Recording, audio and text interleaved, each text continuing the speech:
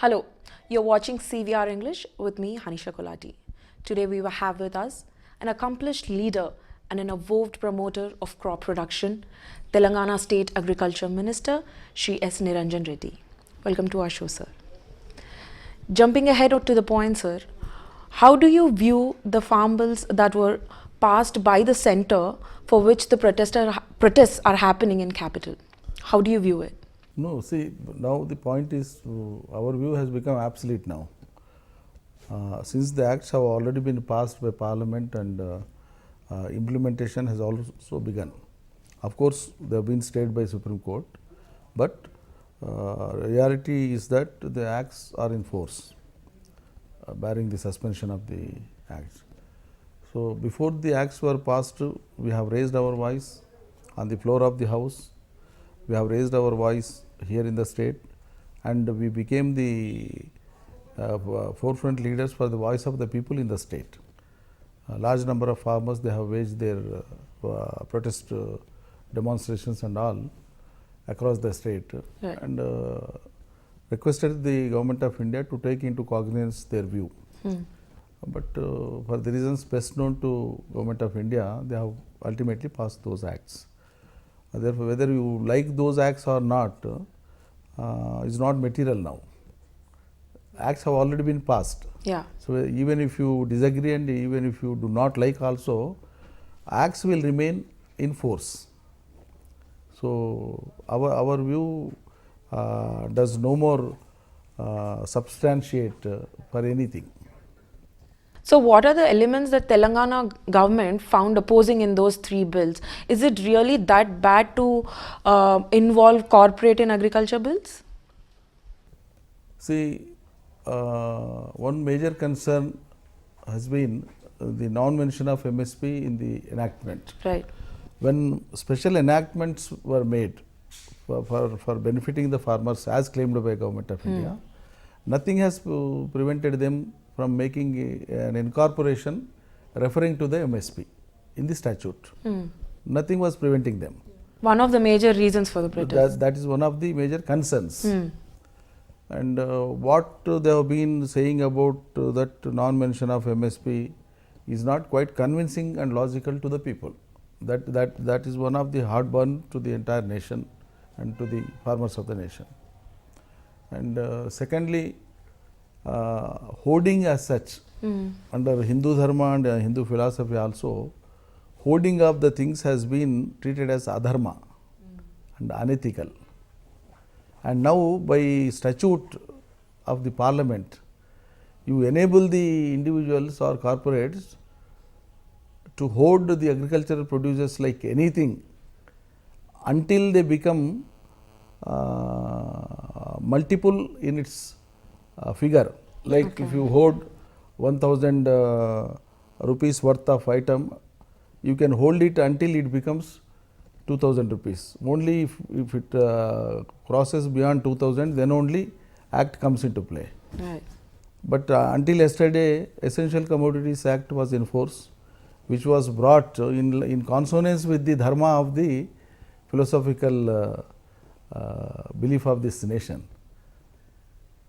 Hoarding was treated as something unethical, and it is a sort of sin. And now the hoarding has become a justifiable act by Parliament, and this is related to your contract farming. So, if you go for contract farming of thousands or lakhs of acres, you get your own produce of your choice, keeping in view the national and international market. You hoard entire the stocks with you, either in raw form or in processed form, and you want to release it to the market as and when you wish. So, ultimately even the person who is engaged or involved in the production at the first stage of the crop, he himself will be deprived of a product. He will not get, unless he pays the price as decided by the person who has kept it in hoarding. Right. So, that is one serious concern. And however, this contract farming and hoarding by relaxing the Essential Commodities Act, permitting the unusual hoardings, unlimited hoardings, and of course non-mention of the MSP. Apart from all these things, they say that it has become a free trade across the country. The point is, trade is not for the farm producers across the country. A producer of this village cannot go to the next village for selling his produce. Right. Ultimately, a buyer will come, if Yeah. not from Gujarat, from Meghalaya, from Madhya Pradesh, from Karnataka, from Tamil Nadu, from Telangana. But farmers of these states will not go vice versa to the other states. Other states. Right. So therefore, farmers will not have a free trade. It's only the free trade to the buyers. Right. Right. And in the absence of MSP, statutorily absence of MSP, what happens is there is no guarantee that at what price this agriculture produce would be bought from the farmer. That's the whole issue. That's the whole concern. So, sir, you mentioned about non-mentioning of MSP, but today in the Parliament, Prime Minister had come out and said that MSP was there, will be there, and is there. So, what do you have to say about that? You know, that's where I am surprised when Honorable Prime Minister he himself, the highest institution of the democracy in the country, when he himself says on the floor of the House, what prevents them from making a small incorporation in the Act? Why can't they logically convince the people of the country? See, farmers is one section which they, in usual course, they never wish to come out of their fields or their houses. And now they are onto the roads for a couple of months. It cannot happen with instigation or provocation of somebody else as claimed by some political parties. It can never happen. So that's where they have to rethink. I don't know. So, looking at all of this, sir, don't you think the farmers' protest, the main reason why they're protesting is getting diverted by external forces? Like, for example, they wanted to do a peaceful protest on Republic Day, but something else had happened that day. And there are a lot of celebrities who are coming, even from abroad, supporting the farmers. But again, from India, it's going into a different route. It's taking a different route as people are talking. What would the people in abroad know about what's happening in India?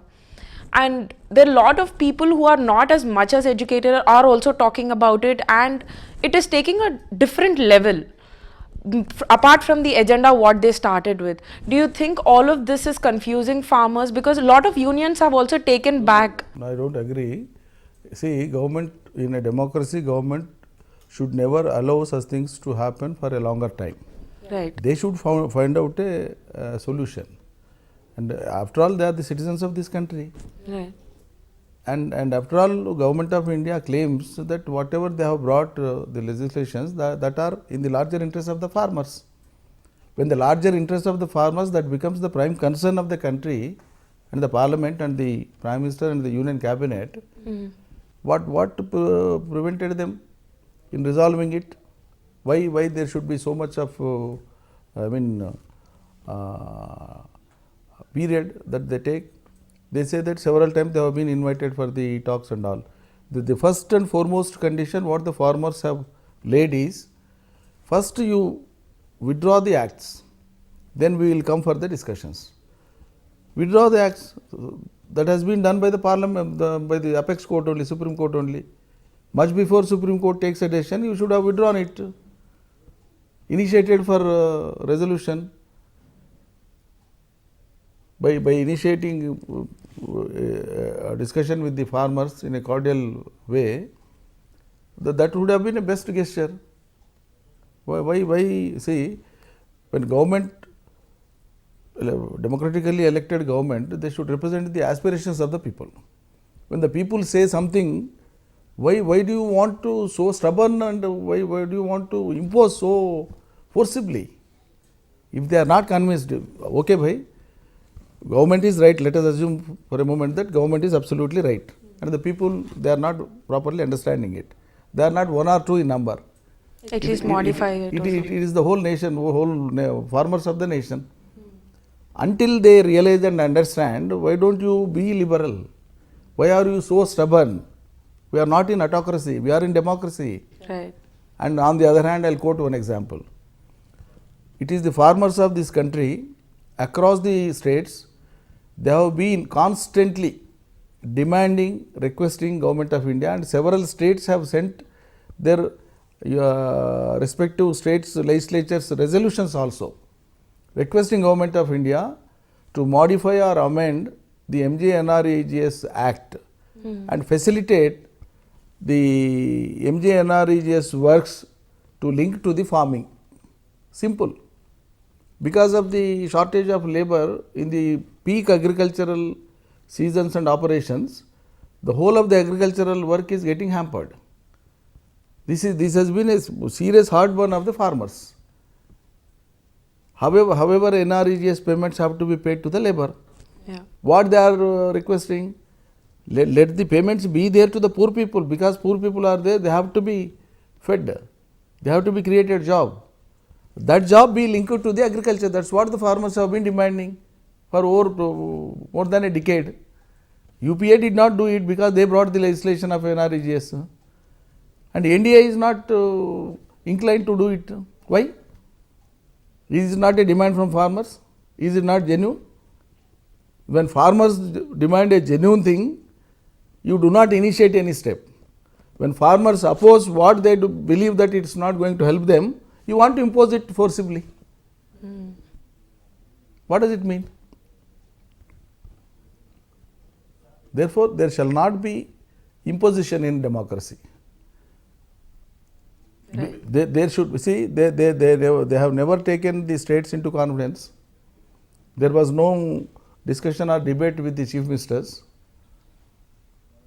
They have just like that they have passed the acts. So, amongst all these chaos, what is it that Telangana government is assuring our farmers, our state farmers? One thing we have assured, that by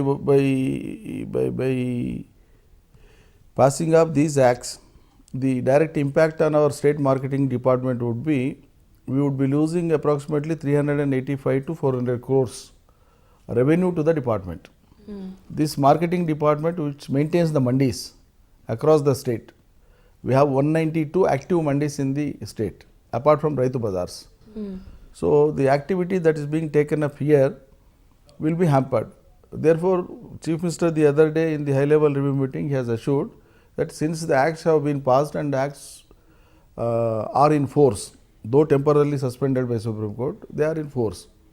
Therefore, they will continue to be in force. That is our belief, naturally, whether you like it or not.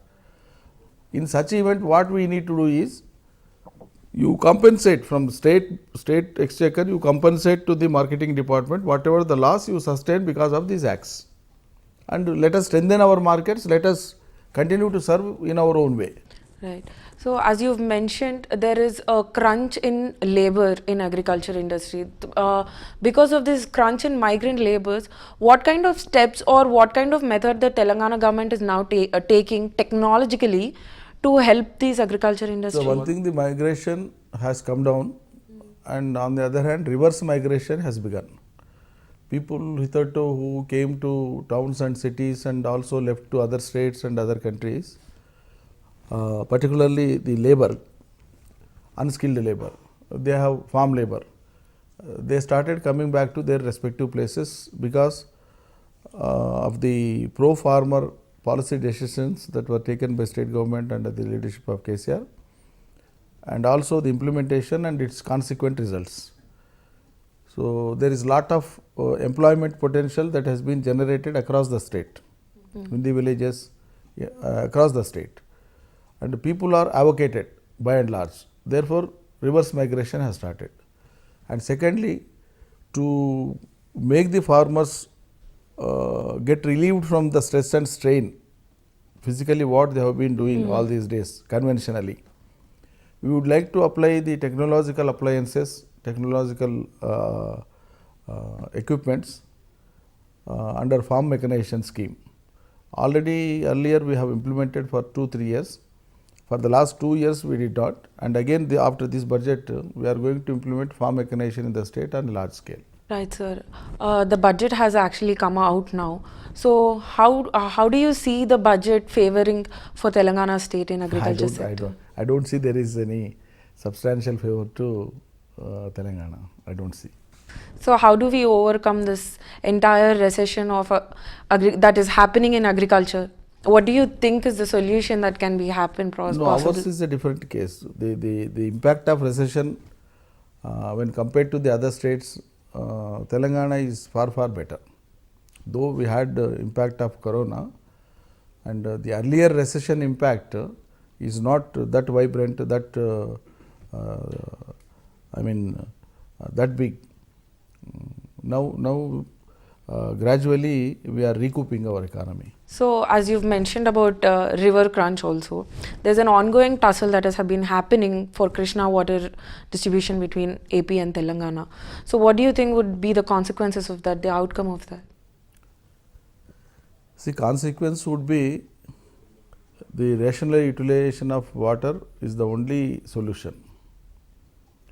In a democratic governance, individual opinions hardly have any value. It is for the larger interests of the people of both the states that the respective governments have to come forward and have a dialogue with each of them and then find out a solution, for which Chief Minister KCR had already initiated. He held 2 meetings here and he has offered the workable solutions to the other state, our counterparts. I don't know, for their own best reasons, they have taken their own path. Okay, but we have our own options, we have our own opportunities, we have our own justifications for claiming our share of water and going ahead with our projects, and we will go. Well, sir, thank you so much for joining with us. It was a pleasure having you on the show. Pleasure too. Well, that was our this week's Leader of the Week. We'll be back again. Until then, stay tuned.